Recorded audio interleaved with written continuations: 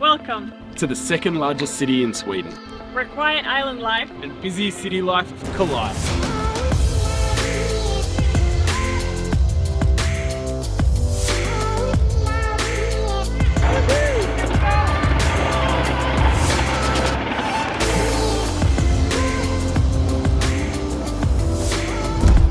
Okay guys, it is time to go over the top 5 best places and things to do in Gothenburg. Yes, now obviously we're not in Gothenburg at the moment, and we gave you some clues in our last video, so you have to stick around till the end to see if you got the right answer. But starting off with number 5, best thing to do in Gothenburg is? To have a night out on the Avenue. Now what is the Avenue, Josie? It's the biggest street in Gothenburg pretty much, and it's lined with nightclubs and bars and restaurants and everything you can wish for a perfect night out. Some of the best restaurants I've ever eaten at were in that area. And the nightclubs stay open till 5 o'clock in the morning, so you can go all night long. Alright, and heading in to number 4 is one of my favorite little areas of Gothenburg, and that is Haga. Now Haga has quite some history behind it. They almost got rid of the whole area. Yeah, in the 70s there were talk of getting rid of it all and replacing it with new buildings, but people loved this area of Gothenburg so much that there were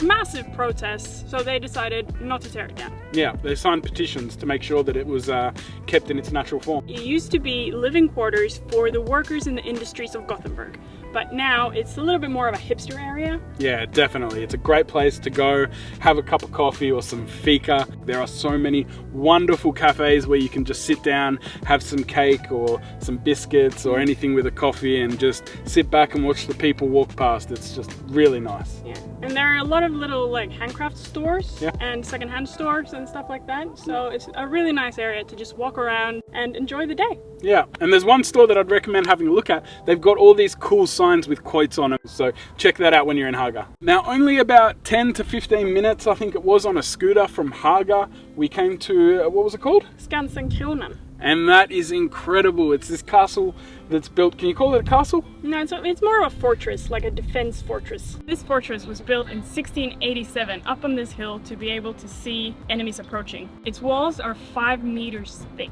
Despite it being built as a defense fortress, it's never actually been used in war. Later, in the 1850s, it served briefly as a prison for lifetime prisoners. In the 1870s, it served as living quarters for Gothenburg's increasing population due to the industrialization. The view from there is incredible. It's like this hill in the middle of the city where you've just got 360-degree views. It's lovely. Yeah, it's really, really great. And there's also a little cafe there that you can stop and have a drink at after the hike up, because it's pretty steep. Yeah, they've got cannons there that overlook the city that were obviously used from back when it was a fortress. We'll put a little stamp up here if you want to check out the video on Gothenburg. Click that one up there, but otherwise we've got to keep on going with these top 5.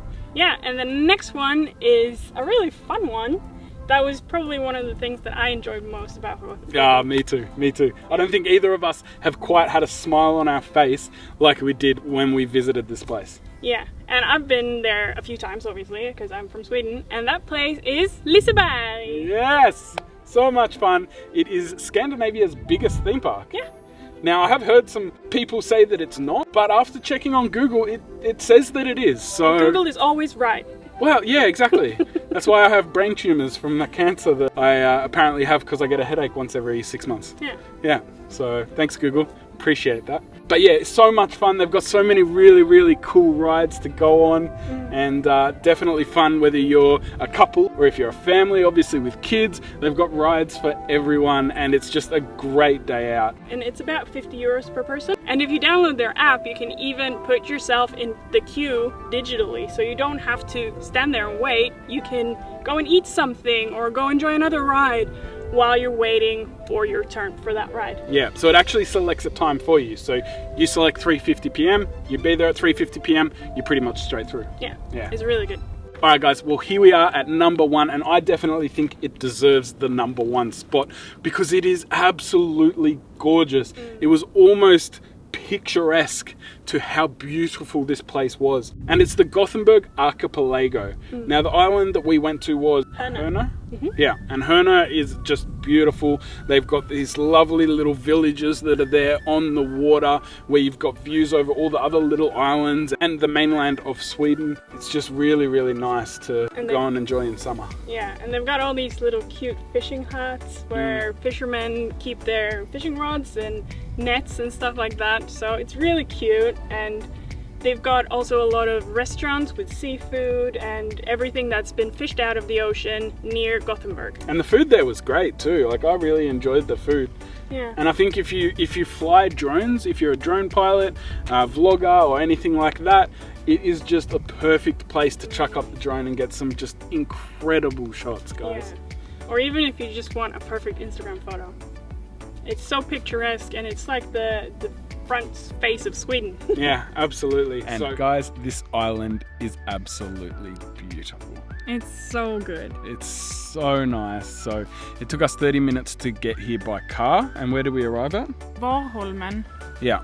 And then we hopped on the ferry and took that here, and they treat it as a road of Sweden. Yeah. So the ferry's actually free. Yeah, even if you go on with your car, it's free. Yeah. And you can also get here by bus, because the bus just goes on the boat and then keeps driving like here on the island. Yeah. And then if you arrive by foot, you can take a bus around the island as well. So it's really good. Yeah, it's really, really easy to get around. And these houses behind us are just so nice. Just picturesque Swedish homes. And I definitely think that one deserves the #1 spot, guys. It is just absolutely incredible, and definitely something that if you go to Gothenburg, you have to go over to the archipelago.